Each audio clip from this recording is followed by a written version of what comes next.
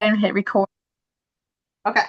Welcome, everybody. My name is Mina Jane. I'm the director of the Ashland Public Library in Massachusetts, and I'm always thrilled to be here with Jane Healey talking about historical fiction book recs.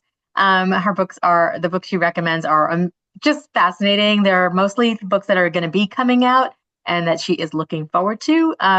But before we get started, I just want to say thanks to the Friends of the Ashland Public Library for supporting all of our programs. And I'd like to thank Jane for letting us share this program with other libraries because, of course, when libraries work together, we make magic.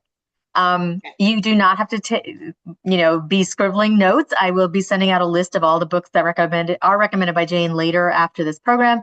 And I also will send out any books that you recommend in the chat. So feel free to use it to say, hey, I just read blah, blah, and it was amazing. And I will include that in my list. So, Jane, welcome back. I know you've been busy with a book tour and then you have not been feeling well. And now I'm just glad you're here with us tonight. Oh, thanks for having me back as always. I was looking forward to seeing you. I feel like we never have enough time. We could always be chatting about all things books longer than 30 minutes. So thanks for having me.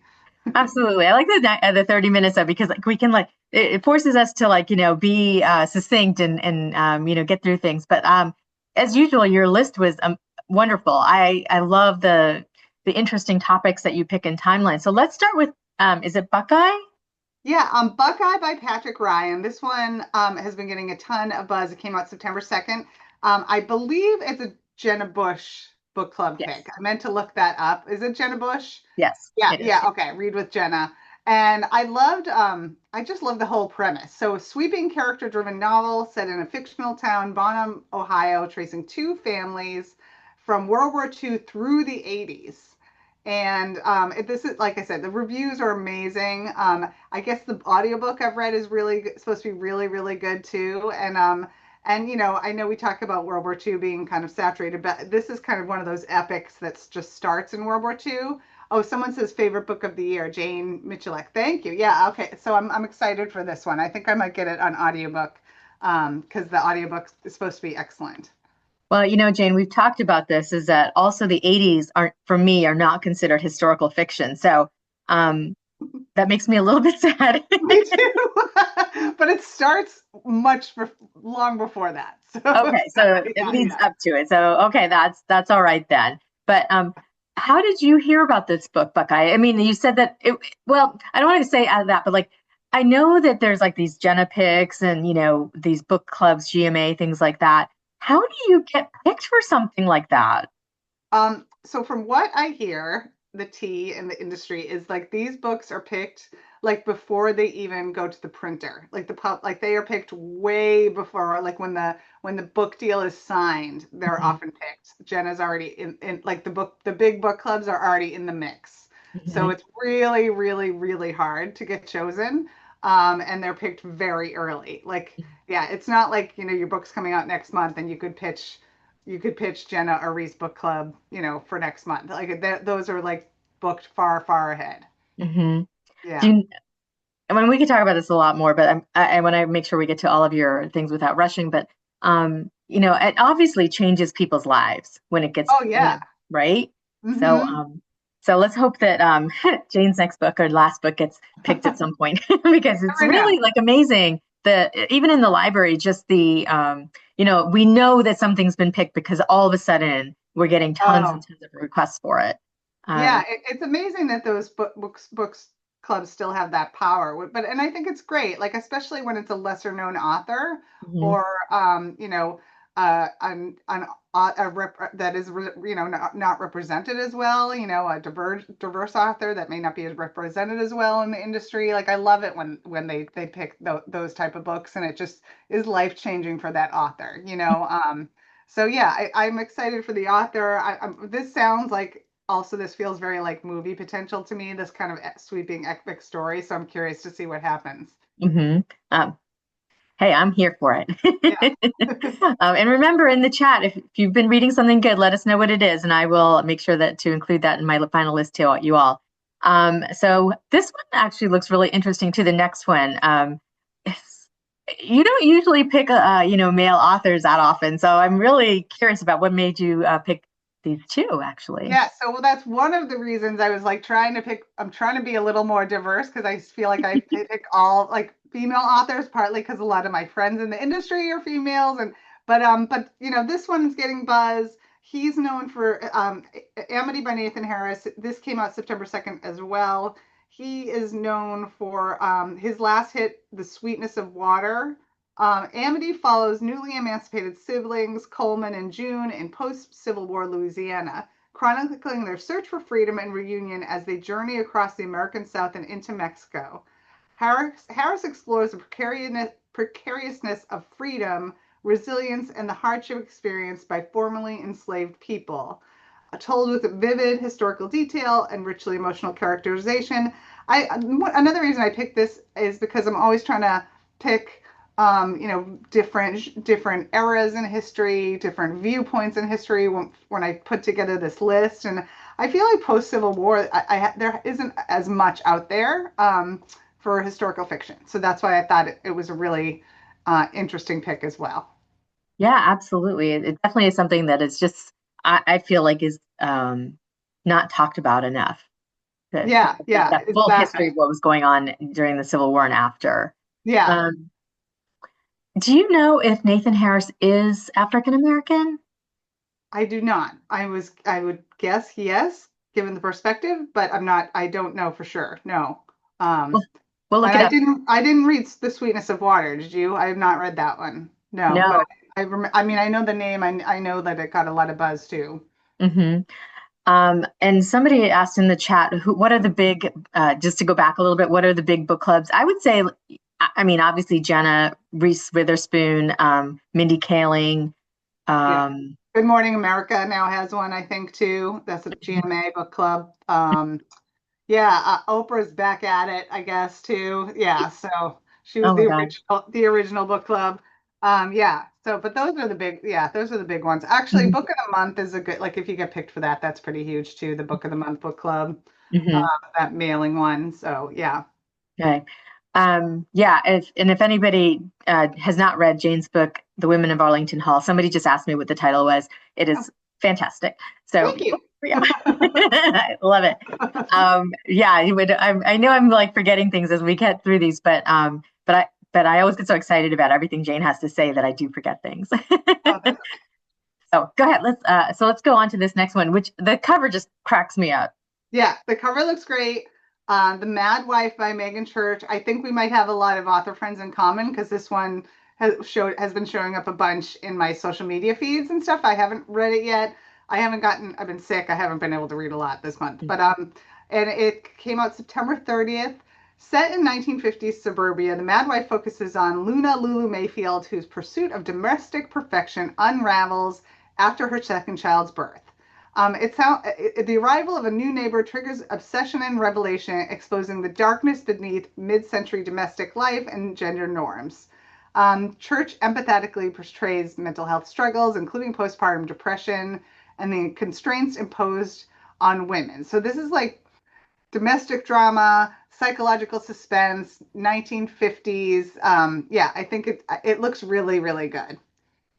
Yeah, and I think anything that shines a light on what was really happening back in the day for people, like instead of the that was I have Yeah, such good memories of that. That's true. We do have good memories of things, but also the reality, isn't always what we remember it to be because we only had our own perspective. And for me, like I was a yeah, kid, I was like riding around on my bike, blah blah.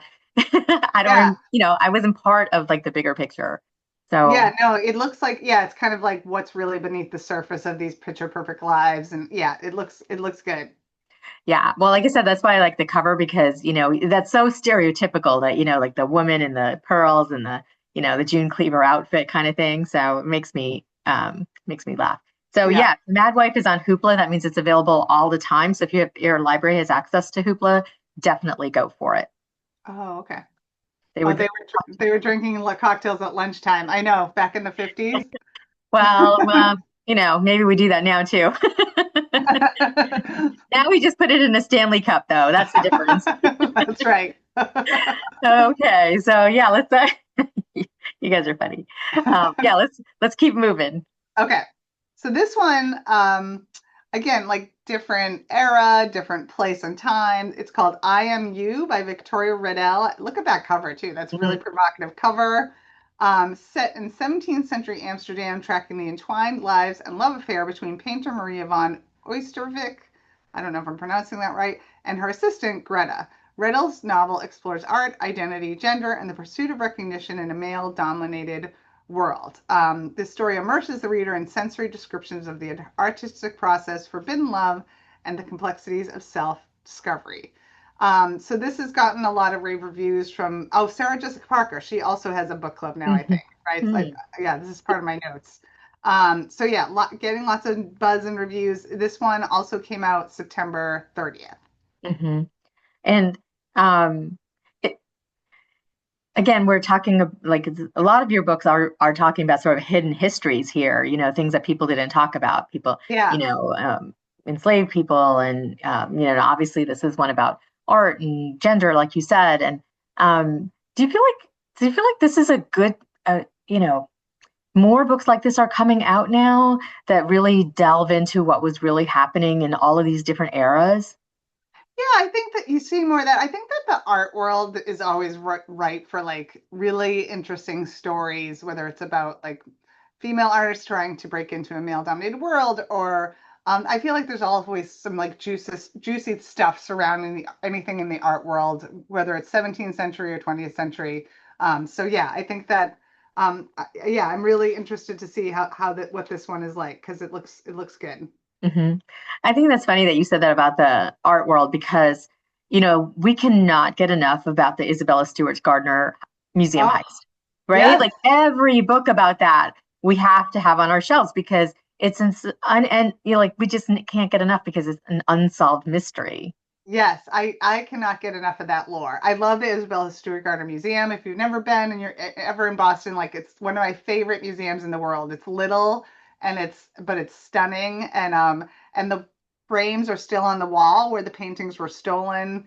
And yeah, and the fact that it's never I thought like certainly at some point someone would come forward and know who stole the art. But yeah, any story like that there's mystery and beauty and I don't know there's just a lot there. Hmm. And I think you're right about the art world being ripe for all these kinds of stories because artists are so um, not creative, but like they're just Passionate and yeah like just yeah fiery yeah, and yeah interested right, right. in and really and then and they can be backstabbing and they can be like creative and they can be yeah over the top and things like that, but there is a lot of talk about how back in the day men really got the credit for women's work. So that's especially curious to me in terms of the like artwork, not just like yeah writing things like that. yeah um yeah so yeah I I don't know. agree. But I'm definitely gonna pick that one up. I was looking at that cover and I was like, oh, that is Super awesome. I'm gonna provocative, yeah, yeah, totally. it drew me in.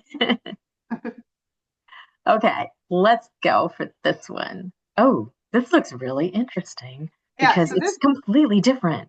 completely different. It came out October 7th. It's called The High Heaven by Joshua Wheeler. And if you read thank you, by the way, a couple of people said they loved Arlington Hall. Thank you so much, Anita.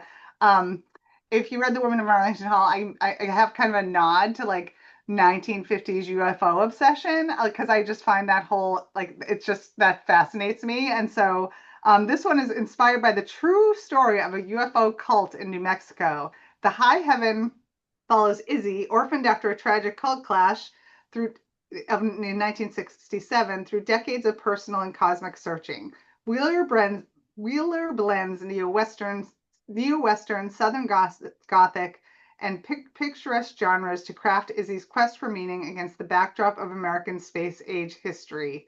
I'm like, what a cool premise. Like, this is a very interesting cover too. I'm not sure I love it, but it's like definitely provocative. Um, so I yeah, thought that I really thought that was going to be about a book about AI, and I was like, Jane, that's not I know, historical right? fiction. But Yeah. that is like, I mean, again, talking about things that we don't generally hear about is like Area 51 and, Yes. these things that are like government secrets and, in our own lifetime, which is really fascinating for me because I think, well, this was happening when I was a kid. Yeah, wild. Yeah, I love all, and there was like this, like the press jumped on a bunch of those stories back in the day, and I didn't even know there was a UFO cult. That's pretty interesting. So he had me at UFO cult. I'm like, that's a really interesting. Oh, someone mentioned the first witch of Boston, which I mentioned last month. That's doing really well right now, and her last name Andrea Catalano is her name. She has the same publisher as me, and it's her debut. So yeah, that's a good one for October. If anyone's looking for like a witchy read. Oh, I'm always looking for a witchy read, and I do remember that being on your list from last time. Um, but what were we saying? Oh yeah, the UFOs. You know that I bet you there are. I mean, there has to be UFO type organizations now, even because there's Oh yeah. again in terms of what's unknown, we're always curious, right? Yes. Yeah. It's that's what makes stories like that so good. It's like the fear of the unknown, the mystery of the unknown, like and dangling that. I just love that. Yeah. Mhm. I also think that like we always think we're going to figure it out. Yeah. Like there's that never ending, like, oh, nobody's figured it out. It'll be me. Yeah. Right. Right. Oh, look, we even have an organization, UFO org MUFON. I've never heard of that, but Now I'm gonna go Google that after this call. I Yeah. am too. And I also like love, love, love Piper Hughley, Carol. Love her. Yes, she's amazing. And oh, that is a beautiful story by her own design about Anne Lowe. That's another good one. I'm glad you mentioned that, Carol, because she's super, super talented, and that's a beautiful story. Hmm. Isn't Anne Lowe the woman that looks like Edna Mode from The Incredibles? Oh, no, I don't think so. All I right. don't know. Somebody help me out here. Who's Edna Mode based on? Because it is a costume Although she designer. was a dressmaker and designer, so I don't know. Maybe it's a nod to her in the movie. Okay. I Well, somebody help me out there. Okay. Let's keep moving because I just went off on a total tangent there. Oh, this is Okay, the one I could not wait to get to. okay. I want to hear all about it. Yeah, so I thought this would be a good one for Halloween. Look at that cover Oh, too. The Salvage by Anbara Salam. So The Salvage centers around Marta, a diver investigating a Victorian shipwreck in Arctic waters, where she discovers secrets about a celebrated explorer and confronts her own troubled past. Excuse me. Gothic atmosphere and slow building suspense define this mystery as Marta navigates manipulative relationships in personal reckoning and treacherous environments. So yeah, I thought like this, anything that's sort of gothic, I thought this was a good one. I mean, look at the cover too. It's um, very Halloweeny. So that I thought we put that one in. This one came out last week, October 7th as well. but I do have to wonder from the description you just gave, this cover does not give me any sense of that. Yeah, that's true. And sometimes I don't know if that's a good thing or a bad thing. I think cover just needs to catch your eye. Like I think that's like the main thing. Yeah. Yeah. I'm No, just showing it again because, well, I mean, is that an octopus? I don't know. yeah. Feel free to comment on it because it doesn't hit the right vibes for me in terms of the topic, but the book itself sounds, really, really, really interesting. So Nikki got it right. Edith Head was the person that Edna Mode was based on. So if you want to do some Googling, Jane, after this, definitely. All right. Whatever. I was like, Denise, I don't, it's not that I don't like it, I just don't get it, you know? Yeah, I get it. I don't know. That's not what I would have picked, but Yeah. who knows? Hey, you know what? It's out there, it's getting buzz, and not everybody judges a book by its cover like I do. So, Right, um, that's right. Yeah, it is yeah. getting buzz. Someone mentioned Juliet Fay. Yeah, Juliet Fay is a friend, and the Harvey Girls is a really good book. She's a great writer. Yeah, I mentioned that. That was on my list a couple months ago. Her book came out in August, but that's another Mhm. good one to add. So I'm hearing both Edith Head and Diana Vreeland for Edna Mode. I'm gonna have to look them both up because I thought it was Edith Head. All right, so we have, yeah, good. We're doing great, Jane. For once we're not like rushing through. Oh, good, good, good. Okay, we're good. The next one, The Bog Queen by Anna North, came out today. And this is another one that's been showing up in my social media feed from different authors who know her. Um, The Bog Queen juxtaposes an American anthropologist's excavation of an ancient body in northern England with the tale of a Celtic druid caught in turbulent times at the dawn of the Roman Empire. This sounds so ambitious and like just an amazing premise. Agnes, the Mhm. modern protagonist, must navigate academic intrigue, environmental activists, and personal relationships, while the ancient narrative explores themes of cultural change and spiritual conflict. So just like sounds like a super cool premise and so ambitious. And again, I've been hearing a lot about this one. So yeah, I thought that this would be a good one for the month. And that this is a provocative cover too. Mhm. I was going to ask everybody in the audience if they saw the face immediately or if it took them a while. I'm going I to keep this. It usually takes me a while, but I actually saw the face this one. I did not. I was like, what is that? What? Oh, it's a face. With the eyes open. The creepy Sounds. eyes. Yeah. Yep. So people here are much better than me. That I did not see it right away. It took me a little while, but that is really creepy because you think like if it's a body in a bog, it's going to be kind of gross, not like this beautiful, well preserved face. Yeah, yeah, no, that's yeah. So that one, and that's also like again, it's like Northern England, Celtic Druid. Like it's like a different, totally different time and place in terms of historical fiction. Like just very fresh genre, like subgenre rather. So yeah. Well, you do this too, Jane, where you like knit together different eras. How does that happen for you? Because I know you can't speak to other writers, but like, how does that happen where you take one thing and you connect it to something in history?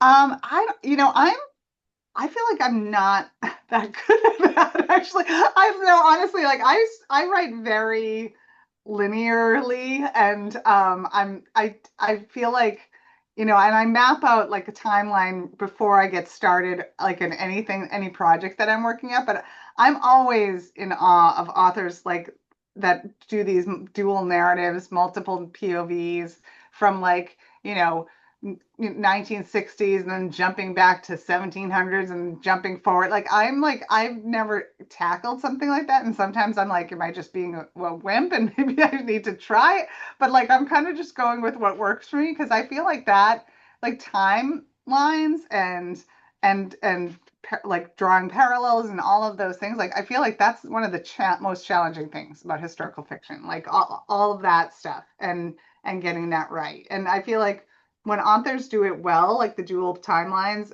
it's amazing. But I've also read, and I would never name names, but I've also read somewhere it doesn't work well, and I feel like they could have been, the book would have been better off if they stuck with one of the timelines. Mhm. Yeah. Well, you talk to a lot of authors, and so I should ask, I feel like the not the Women of Arlington Hall, but the one before that had some element of that dual perspective or dual timeline. But that's your book, so you know better than I do. No, no, no. But when you talk to other authors who are doing that dual timelines, what is it they say that gave them the idea for you know pulling those two things together, those two times together? Yeah, I think that I some people, I forget who I was talking to about it, and she was talking about she chose to do the dual narrative, like and dual timelines, because she felt like it enriched the story, and it was an interesting way to like move the narrative forward, but have it like not just focusing on one character in time and place, and yeah, Mm. and I know that you have to be incredibly thoughtful when you are writing like that. It's a lot of work, and I'm always so impressed when people nail that. Yeah. Well, I know you could do it, Jane. I know you could, but I don't know. We'll see. does not matter. I'll read whatever you write. Thank you. And for the record, this is like not non-alcoholic. It's just water and electrolytes because I've been sick. So I'm not like hiding my cocktail. I know I put that in everybody's head. Sorry. We're both like on the clock here. That's right. Okay, last one. Okay, last one. I mean, she's iconic. Gishjen, Bad Bad Girl. This comes out next week. It's getting tons of buzz because she's like just this incredible. well-known writer. Bad Girl is and this is what I thought was really interesting about this one. Bad Girl is a semi-autobiographical novel exploring the fraught relationship between a Chinese immigrant mother and her daughter in America. Jen constructs her mother's privileged childhood in pre-revolutionary China, her journey to the United States, and their contentious, loving bond. The narrative uses imagined posthumous dialogues to examine memory, legacy, and intergenerational trauma. And I was like, I'm sure this is one book's going to be huge. Like she's just, this literary icon in America, Jen, and it's already getting tons of buzz as it should be. And what an interesting premise to write kind of this book based on your life and the life of your mother, but make it fictional. So I'm really interested in that too. Mhm. I also think that it's good for us to read that other cultures have similar things. Like I don't think of Chinese people in China like having privilege. You know what I mean? Like I don't think about it because I'm not there. But Yeah, there obviously are people that have the same, we're humans, so we're all the same in some ways, right? yeah, So, yeah. Homeseeking by Carissa Chen. I had her on the podcast, and I thought that was a really interesting um, exploration of the Chinese immigrant experience, and that was one that she like told one perspective told from an elderly man going backwards in time, and then the and his friend who was like the love of his life when he was young, her story goes forwards in time, and they kind of meet in the middle, which I was like that. I thought that was brilliant when we talk if we're talking about timelines. I thought that was so interesting. well, when you're seeking home, you can go in any which way, right? Yeah, yeah, I thought that was just such a, and that was her debut, and it was hmm very ambitious, and she did a beautiful job. hmm Well, I love that Gish is doing this because, she does have a platform to sort of like talk about how people are and how her family, personally her family, but also like on a larger scale, like how we should see the humanity in people because we're all sort of the same. Yes, completely agree. So yeah, I'm sure this one is going to be all over the place, but I think it's, I'm excited for Well, it. we'll make sure to order a second copy of it in Ashland because I know it will be big and we'll have lots of holds on it. Um, I know you have to get to another program, so I'm going to say thank you so much for this. It's so wonderful to see you back. But before we leave, I want to make sure I tell everybody about the auction that's going on that Jane is participating in. It's historical fiction swag, and tomorrow's the last day to bid. So I will send information about that in my recap email. And I hope you all have great night of reading all of it. Well, all of this, like, I'll send out the list. I know you'll go buy it and read it and just let us know what you think about these. We're in a vacuum, right, Jane? We just think we That's like right. it's going to be good, but we want to hear from you if you like it too. So, Totally, totally. Yeah. Thank you, everyone. Thank you, as always, Mina. Thank you for anyone who's read The Women of Arlington Hall or any of my books. Thank you. All we will. right. All right, everybody, All right. have a good night. Good night. Take care.